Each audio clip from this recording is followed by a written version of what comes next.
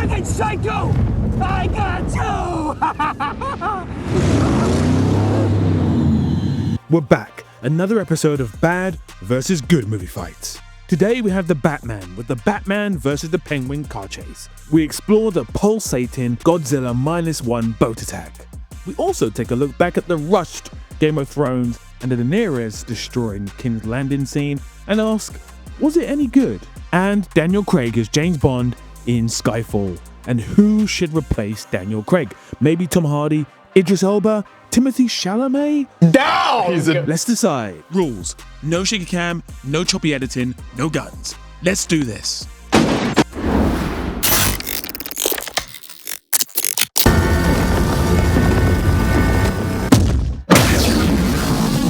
Now don't be confused, but this might technically be a bad movie car chases versus good movie car chases episode, but I digress.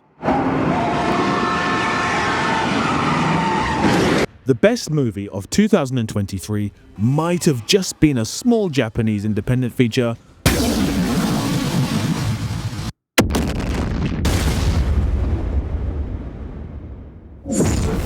Godzilla -1. This movie came from nowhere on a budget of just under $15 million. That was probably the catering budget on this movie. We got snowmen! It was a smash hit, grossing $113 million worldwide and winning the Best Visual Effects Oscar. The movie is full of some incredible sequences. Its director is also the movie's lead special effects artist, and everything is scripted and shot to perfection to allow for the incredible effects to have maximum impact. But this is the scene that really stands out.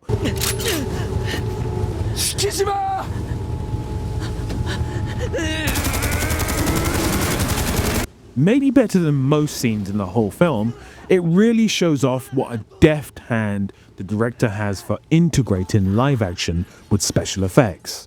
I use, and maybe some people say overuse, the word visceral to describe a scene that really evokes that sense that you were there in the moment. And this scene, even without full context, does just that. It is thrilling, chilling, and really puts you in the shoes of the characters who are fighting for their very lives. There's always been something truly terrifying about being chased in movies, whether it's Jaws or a T-1000 or super speed zombies. But there is something truly terrifying about this specific scene. What does Godzilla want? Pure destruction, it seems. And just when you think you got it beat,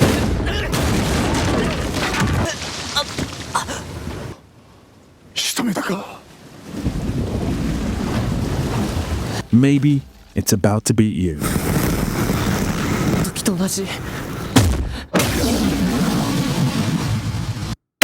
The way this scene in this movie was constructed really puts Hollywood to shame. The complex simplicity involved is efficient yet so creative. With planning, you can make greatness. With a lack of planning, you get this. No.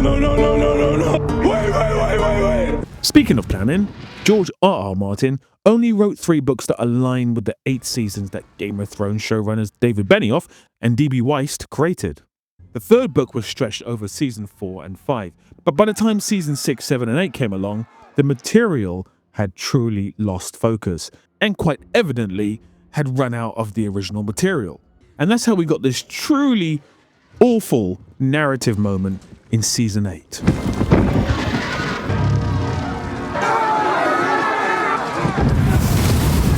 Now, some may call this a twist, others may just call these guys twits. See what I did there? And honestly, both might be true. With so much apathy involved, the answer isn't really important. But the big question is this fight any good? Well, there's dragons, a queen deserving of revenge, a soppy-looking Jon Snow, what's ever different there? What could go wrong? Well, pretty much everything. From the ropey CGI to the lack of dramatic weight involved in the swords and armor combat. Now, in fairness, the combat between the two warring factions isn't that bad.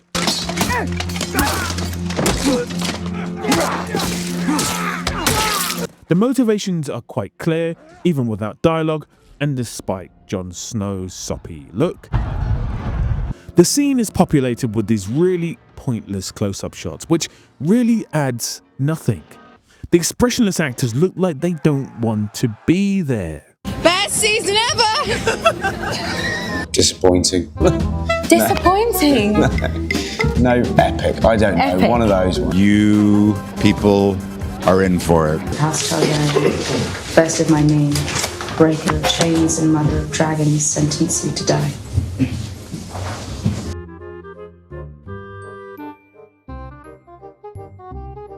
And this shot sums it up perfectly.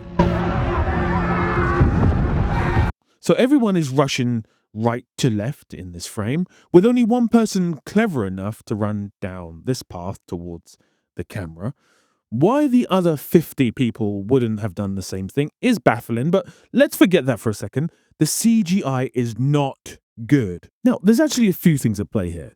We have the ground level shots of people being burnt, which don't look good and seem to be on a singular extra at a time. We have the combat, which is shot pretty well. We have the constant overhead shots of the dragon causing destruction, the aimless close-ups, Jon Snow's gormless face, and the problem really is that none of these shots feel connected at all. They all feel very much stitched together. Now, I do get it. That's how narrative motion picture is shot. They stitch scenes together. You know, you may shoot this scene in London and you may shoot this scene in Toronto. That's how film works. I get that. But it needs to feel seamless.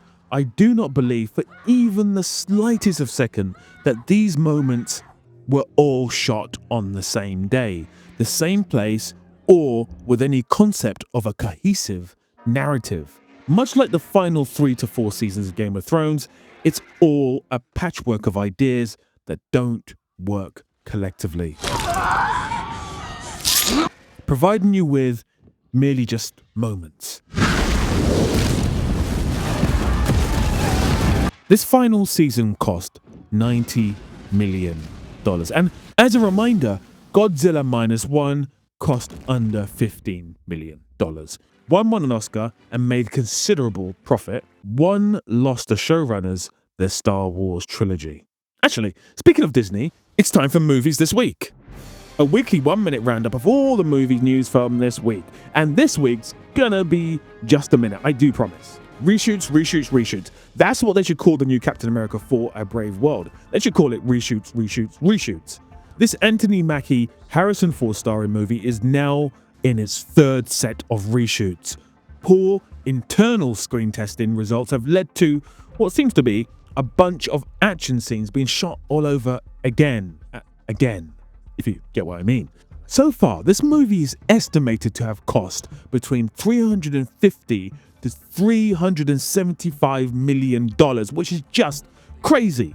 Now, Ford isn't a stranger to mad budgets and reshoots, with the last Indiana Jones movie, Dial of Destiny, having the same issue last year, a movie which didn't make its money back, didn't get any critical acclaim, and ruined a legacy. Guess which company was behind that? Shut up! Shut up! But I don't think Harrison Ford really cares. Charlize Theron is the latest A-list actor to join the cast of the latest Christopher Nolan movie. The movie has no title and will be made over at Universal. Matt Damon, Anne Hathaway, Lupita Nyong'o, Robert Pattinson, gosh, this is a really long list, and the power couple Tom Holland and Zendaya are all part of this mammoth cast. But what's the movie about? Well, no one knows. Could be anything. I mean, does it really matter? Don't try to understand it. Feel it. I guess not. And finally, the Penguin, a review. Right, this might be the time for me to get some smoke. Much like I found Matt Reeves' The Batman very derivative of David Fincher's Seven, down to the twist, down to the close-ups, down to the rain, it's basically a ripoff of Seven. I also found this show, which is created by Matt Reeves, very derivative of The Sopranos. It's not to say that it's a direct ripoff, But the bumbling Italian-American balding guy, the mother who's suffering from memory issues, the crazy sister situation, the flashbacks to childhood. Honestly, I didn't enjoy this show as much as I would like to. Now, that's not to say it's bad or doesn't have merit. I think people are far too quick to not find the greys in areas of life, especially when it comes to things like art. But this is a grey area for me. It's certainly not a bad show, but I don't really get the hype myself, and bar a couple of really good episodes, I was slightly underwhelmed. Christine Milioti is good in her role, but too often does the show lean into on-the-nose dialogue, and the characters speak their feelings too often rather than allowing us to come to our own conclusions. For that reason, I am quite shocked it's getting all the praise that it is. Many are calling it the best show of the year, but for me, that belongs to Shogun, followed by other shows like Monsters and Special Ops Lioness. I must say though, that what our lead character does in the last act of the last episode is brilliant and very shocking. I would give it a solid 6, bordering on a 7. Okay, that was a minute. Surely that was a minute. Oh, maybe not. Next week for sure will be a minute, I promise. Which brings us on to our next segment, because we really need to discuss who should be the next James Bond. Yep, I'm totally using the word next as a segue, and it's totally working. No, it's not. So, Daniel Craig got blown up. Spoiler alert, and prior to him being blown up, melodramatically, we were graced by his wonderful fight in Skyfall. The opening of James Bond movies are often quite cheesy. Any higher, Mr. Bond, my ears will pop. But the Daniel Craig era changed all of that.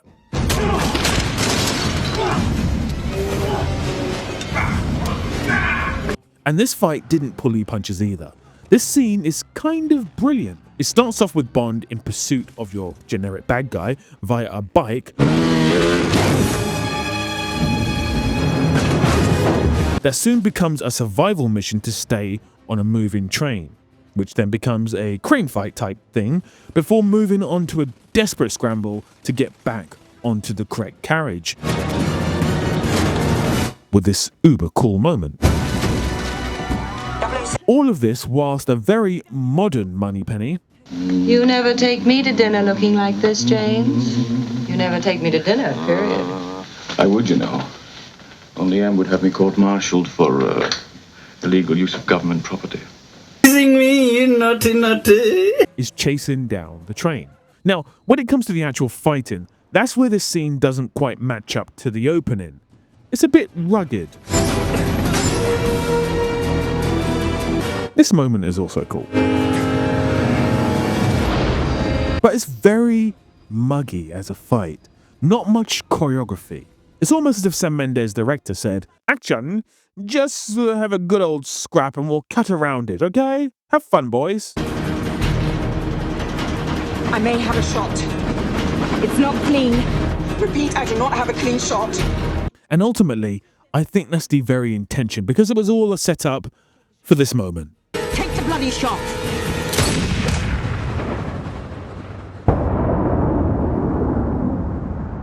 Now, it must be said that prior to this film, director Sam Mendes hadn't really directed action. And for the most part, he does a great job with this scene, especially at the beginning and at the ending. But the fight itself is rather average. However, overall, as set pieces go, it is tremendous. But alas, it's all irrelevant now because, as I mentioned, Daniel Craig got blown up and is no longer James Bond. So, who should be Bond? Well, I've pulled together 4 of the best candidates from across the world possible for your viewing pleasure.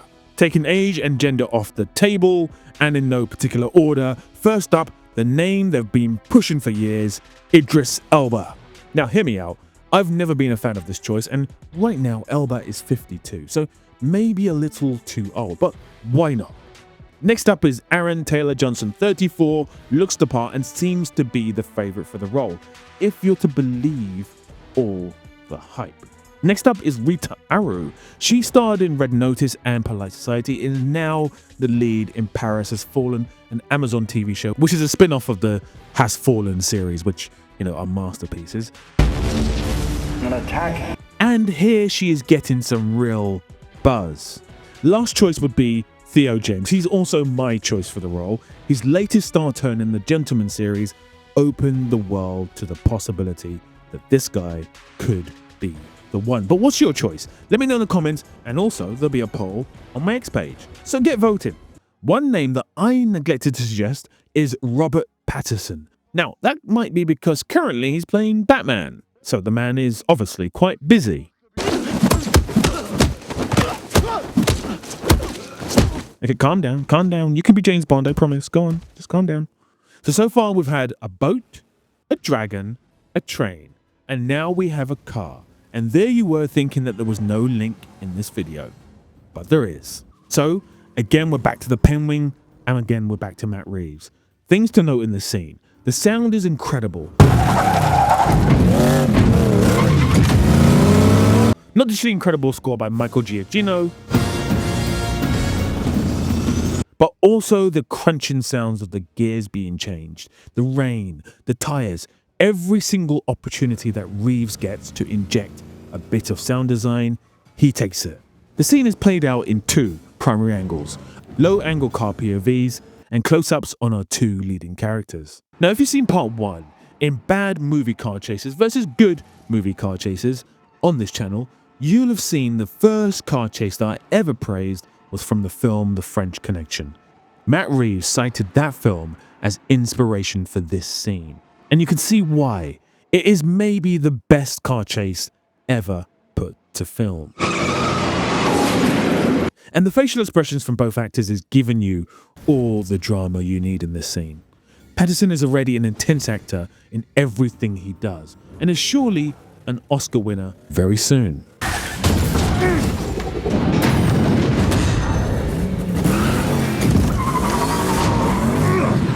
And Farrell is really good in this role. Despite my analysis of him in the TV show, in this film, in isolation, he is given everything. It's slimy, boisterous, fearful, all at once. I got you! I got you! Take that, you friggin' psycho! I got you! So we have incredible sound design, brilliant primary angles, wonderful acting, and to top it all off, the cinematography by Greg Fraser, who also worked on Doom 1 and 2, is first rate. This was the film that really put him at the top of the tree when it came to modern day cinematography. To create that dirty, gritty look in this scene, and for the whole film, he covered his lenses in silicone to simulate rain and dirt and immerse the viewer. And this shot was done practically with the CG used to enhance the fireball effect.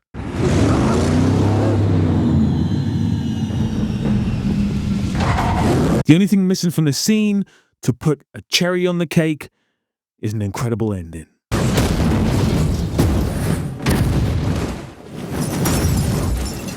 Well,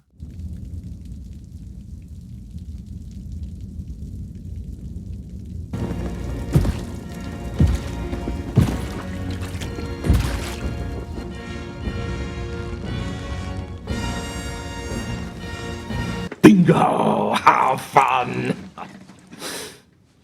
so another episode is over, guys, but you can watch all the episodes in this series by clicking the pinned link in the comments. Additionally, a massive shout out to all the patrons of the channel and the YouTube members. You guys keep the wheels turning. Big love. If you'd like to become a patron or a YouTube member, it's very easy. Just click the links in the description.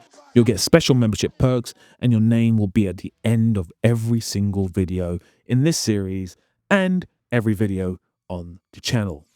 Big love again to you guys, not just the patrons and the members, everyone watching this video.